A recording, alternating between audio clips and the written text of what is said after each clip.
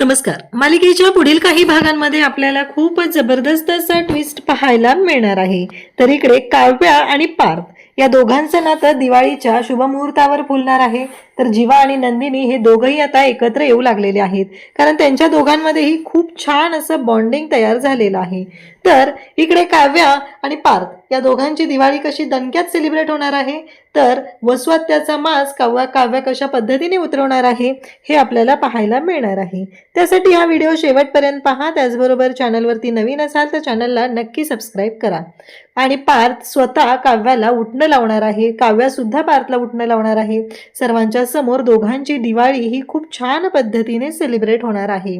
तर इकडे लक्ष्मीपूजन सुद्धा असणार आहे आणि त्यावेळेस काव्या मोठी बहीण म्हणून नंदिनीला तो मान देणार आहे.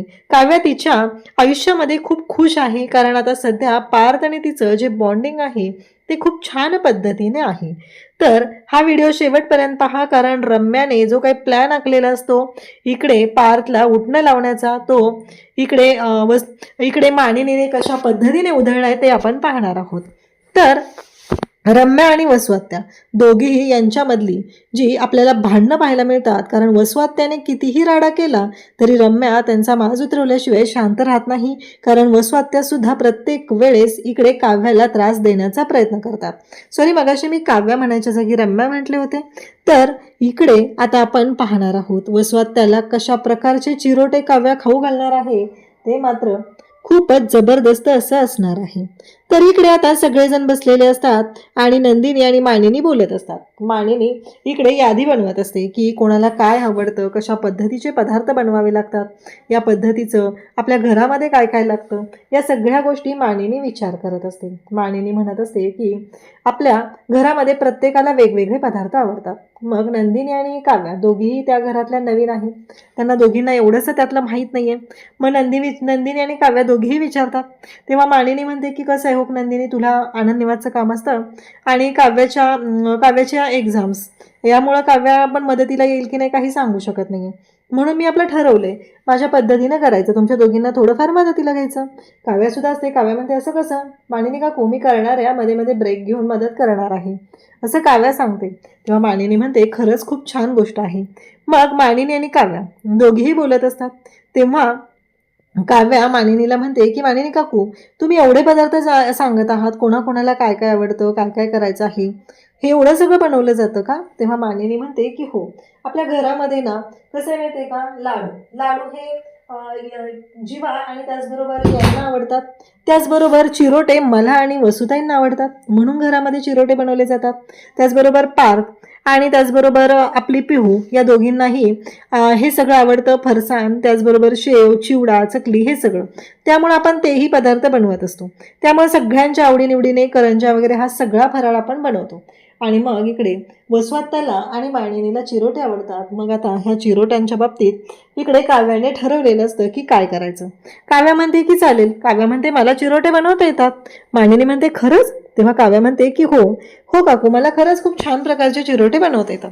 नंदिनी म्हणते की हो, काव्या खूप छान बनवते आणि छान असे लेअर सुद्धा त्याला आलेले असतात, अगदी खारीसारखे ती बनवते, हे सगळं सांगितलं जातं.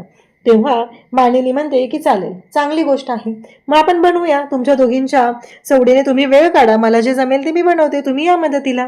तेव्हा दोघीही म्हणतात की हो नक्की, आम्ही येतो मदतीला. अशा पद्धतीने सगळं प्लॅनिंग ठरलेलं असतं. आणि मग काव्या त्याचबरोबर इकडे नंदिनी दोघीही खुश झालेल्या आहेत. लग्नानंतरची पहिली दिवाळी आहे. नंदिनीनेही ठरवलेलं आहे की जीवाला जे आवडते ते बनवायचं. काव्याने ठरवलेलं आहे पार्थला चकली आणि चिवडा आवडतो, तर आपण चकली आणि चिवडा बनवूया, हे काव्याने सुद्धा ठरवलेलं असतं. आणि त्याच पद्धतीने तिचं सगळं चालू असतं. इकडे याद्या बनवायचं सुरू आहे, साहित्य सगळं आणलं जातं आणि फायनली फराळाला सुरुवात होते. नंदिनी आता जाम खुश झालेली असते, कारण जीवाने तिला तिचा आनंद निवास परत मिळवून दिलेला असतो. आणि इकडे काव्या म्हणत असते की चला, देशमुखांना आवडतो हा पदार्थ कळलेला आहे. मग काव्या आता बनवायला सुरुवात करते. पार्थला आवडतं म्हणून चकली बनवत असते, तर पार्थ मात्र स्वतःच तिच्या मदतीला येतो आणि तिला म्हणू लागतो की मीही तुम्हाला बनवू लागतो. मग पीठ जेव्हा मळलं जात असतं तेव्हा काव्याची केसांची बट पुढे येत असते आणि तेव्हा मात्र पार्थ हळुवारपणे ती केसांची बट मागे सरकवत असतो. तेव्हा काव्या त्याच्याकडे पाहत असते. काव्या म्हणते की देशमुख, आणि मग पार्थ पाठीमागून मिठी मारतो. तेव्हा मानिनी तिथे आलेली असते. मानिनी त्या दोघांना पाहते. तेव्हा मानिनीला सुद्धा बरं वाटतं. मानिनीला असं वाटतं की अरे, माझ्या लेकाचा आणि सुनेचा संसार बहरताना पाहायला मिळतोय. खरंच ही खूप चांगली गोष्ट आहे. मग आता इकडे सगळेजण बसलेले असतात. वसुंधरा म्हणते की काय, या घरच्या सुना काय बनवणार आहेत का नाही, का सासूलाच कामाला लावणार आहेत? तेव्हा नंदिनी म्हणते की अहो असं कसं बनवणार ना. तेव्हा मानिनी म्हणते की तसं काही नाही आहे वसुताई. आणि वसुंधरा काव्याला टोमणे मारायला सुरुवात करते. कसं आहे, एकीला तर कलेक्टर व्हायचं आहे, त्याच्यामुळं मला नाही वाटत तिला काय बनवायला येईल. तेव्हा काव्या म्हणते की वसुत्या, मला सांगा बरं तुम्हाला काय आवडतं, म्हणजे तुम्हाला दिवाळीतला कोणता पदार्थ आवडतो. काव्याला खरं तर माहिती असतं की वसूला काय आवडतं, पण आता वसूने टोमणे मारल्यामुळं काव्या मात्र तिला पुन्हा विचारते. ही गोष्ट मानिनी आणि नंदिनी दोघींनाही माहिती असते. नंदिनी मात्र काव्याला शांत करण्याचा प्रयत्न करत असते, पण काव्या मात्र ऐकायलाच तयार नसते. काव्या म्हणत असते की सांगा ना, तुम्हाला काय आवडतं वसुत्या, आत्याबाई सांगा लवकर. पार्थ मात्र काव्याकडे पाहत असतो. काव्या काय करणार आहे, नक्की काय गोंधळ घालणार आहे हे त्याला माहिती नसतं. आणि इकडे काव्या विचारते. तेव्हा वसुंधरा म्हणते की मला चिरोटे आवडतात आणि मला माहिती आहे की तू चिरोटे काही बनवू शकणार नाही. काव्या म्हणते असं कसं माहिती आहे तुम्हाला, असं कसं तुम्हाला कळलं की मी चिरोटे बनवू शकणार नाही. तेव्हा वसुंधरा म्हणते की नाही, मला माहिती आहे, कारण चिरोटे बनवणं ही वाटते तेवढी साधी सोपी गोष्ट नाही आहे ना, असं कोणी पण नाही बनवू शकत ना. तेव्हा काव्या म्हणते की चला आता मी तुमच्यासाठी चिरोटे बनवणार, असं काव्या म्हणते. आणि काव्याने ठरवलेलं आहे त्या पद्धतीने तिने त्या चिरोट्यांमध्ये मिरची पावडर तर टाकलेली असतेच, पण त्याचबरोबर तिला मानिनीने सांगितलेलं असतं की वसुताईंना वरून साखर भुरभुरलेले चिरोटे आवडतात. झालं, काव्याने तेवढंच मनाशी घेतलेलं असतं, म्हणजे पिट्टी साखर वरून टाकलेली आहे हे तिला माहिती असतं. काव्या लगेच कामाला लागते. काव्या म्हणते आता ब्रेकफास्ट झाला की मी कामाला लागते. आज मी आत्याबाईंसाठी चिरोटे बनवणार आहे आणि स्पेशल असे चिरोटे असणार आहे, असं ती सांगू लागते.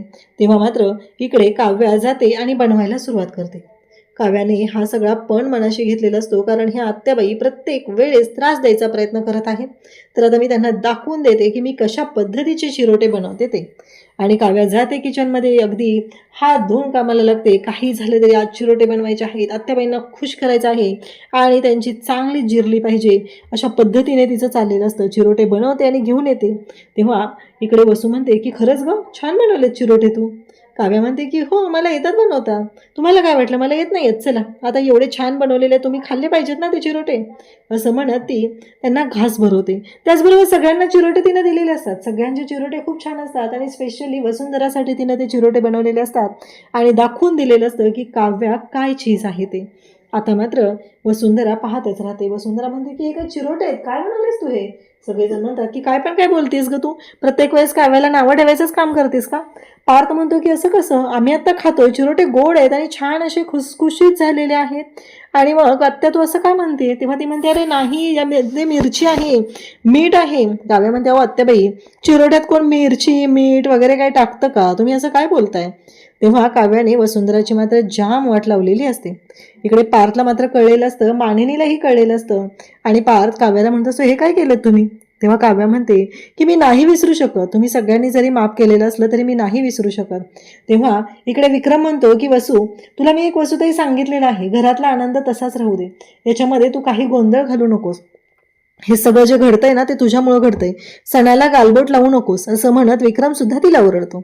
तर इकडे आता पाडव्याचा दिवस असतो, कारण पाडव्याच्या दिवशी आता बायकोने नवऱ्याला उठणं लावायचं असतं, अभ्यंग स्नान घालायचं असतं, त्याचबरोबर ओवाळायचं सुद्धा असतं. काव्या तयार असते मनापासून, पण तिला कुठेतरी असं वाटत असतं की देशमुखांना काय वाटेल. तेव्हा नंदिनी म्हणते की जीवा उद्या पाडवा आहे. तेव्हा जीवा म्हणतो काय. तेव्हा ती म्हणते की हो, आपल्या लग्नानंतरचा पहिला पाडवा आहे, माहिती आहे ना तुम्हाला. तेव्हा जीवा म्हणतो की हो. तेव्हा जीवाला ती सांगते की उद्या लवकर उठायचं आहे आणि तुम्हाला माहिती आहे ना काय आहे. मानिनी तिथे येते. मानिनी सांगू लागते की माझ्या दोन्ही मुलांचा आणि सुनांचा हा लग्नानंतरचा पहिला पाडवा आहे, उद्या सगळ्यांनी लवकर उठायचं आहे. आणि नंदिनी आणि काव्या तुम्ही दोघींनी पार्थ आणि जीवाला उठणं लावायचं आहे बरं का, असं सगळं सांगितलं जातं. नंदिनी आणि जीवा यांचं तर चालू आहे, ते मनापासून त्यांचं नातं स्वीकारलंय असं मानिनीला वाटत असतं, पण तिला कुठं माहिती आहे की इकडे जशी पार्थ काव्याची जी अवस्था आहे तशीच अवस्था जीवा नंदिनीची सुद्धा आहे. त्यांच्या नात्यामध्ये सुद्धा तेवढाच अवघडलेपणा आहे, ही गोष्ट मात्र मानिनीला माहिती नसते. काव्या इकडे तयार होते. काव्या म्हणते की चालेल, हो करूया. थोडीशी ती लाजरी बुजरी असते तरीही ती तयार होते. जीवा मात्र काव्याकडे पाहत असतो, पार्थकडे पाहत असतो. पण त्याच्या लक्षात येतं की ठीक आहे, आता काव्या तिच्या आयुष्यात मूव ऑन होते ना, आपण डिस्टर्ब नको करायला, असा तो विचार करतो. इकडे नंदिनीला पण खूप आनंद झालेला असतो. नंदिनी म्हणत असते की चला मनापासून आपण उद्या पाडवा करूया, कारण जीवाने माझ्यासाठी जे केलेलं आहे ते दुसरं कोणीच करू शकणार नाही. आणि मग इकडे डेकोरेशनची तयारीही सुरू असते.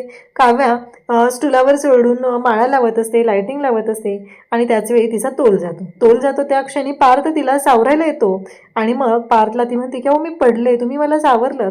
तेव्हा पार्थ म्हणतो असंच प्रेमात पडा ना माझ्या, तेव्हाही मी तुम्हाला सावरेल, असं पार्थ तिला बोलतो. तेव्हा मात्र काव्या पार्थकडे पाहतच राहते, पण काव्या काहीच नाही बोलत. तेव्हा देशमुख म्हणतो मी काहीच नाही बोललेलो. काव्या त्याच्याकडे पाहते आणि ही गोष्ट सगळी रम्या पाहत असते. रम्याला मात्र खूप राग आलेला असतो आणि काव्या म्हणत असते की देशमुख काय चाललंय तुमचं, काय काय बोलताय तुम्ही, काय वागताय, हे सगळं काय आहे, असं काव्या बोलत असते. आणि तेव्हा मात्र पार्थ म्हणत असतो की मी काहीही चुकीचं बोललेलो नाहीये, अहो मी जे खरं आहे ते सांगतोय, मी काहीच बोललो नव्हतं तुम्हाला. तेव्हा इकडे काव्याला वाटत असते की नाही, हे देशमुख आहेत ना, ते माझ्याशी खोटं बोलत आहेत, माझ्यापासून काहीतरी लपवत आहेत असं काव्याला वाटू लागतं. काव्या मात्र म्हणत असते की देशमुख तुम्ही माझ्याशी खोटं बोलताय. तेव्हा पार्थ म्हणतो की नाही, मी अजिबात खोटं नाही आहे बोलत आहे, असं तो स्पष्टपणे तिला सांगतो. त्याचबरोबर इकडे काव्या पार्थकडे पाहतच राहते. त्याचबरोबर दोघंही असे एकमेकांच्या मिठीत असतात.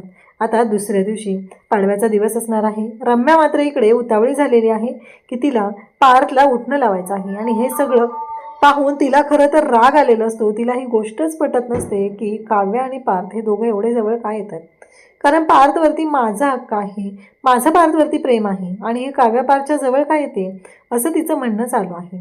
त्याचबरोबर ती तंतनच आतमध्ये जाते आणि म्हणू लागते की आई मला काहीही करून उद्या मी पार्थला उठणं लावणार आहे, उद्या पाडव्याचा दिवस आहे.